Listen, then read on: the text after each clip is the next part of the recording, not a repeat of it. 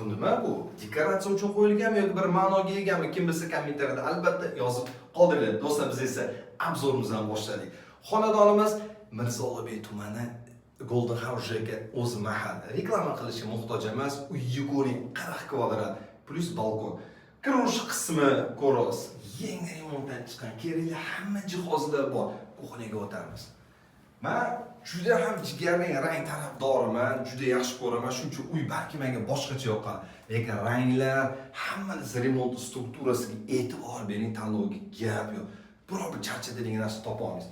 Bu yer esa sizga shaharni rivojlanadigan joyni ko'rsatadi. Qarang, hovlilar, qurilishlar, hammasi muhayyo qilingan. Ana endi obzorni davom etamiz. Alloh hammamizga shunday xonadon nasib qilsin. Keling. Bu esa yotoqxona. Qarang. Ixchamligini qarang, Ruslan aka. Ishlagim kelmayapti, yotib dam olgim kelyapti. TV deysizmi, konditsioner deysizmi, hamma narsa muhayyo qilingan. Do'stlar, biz esa sizga hojatxona bilan vannani birlashgan shaklini ko'rsatamiz. Mana bu yerda shkaf. Qarang, yana bitta joy bor. Kiring.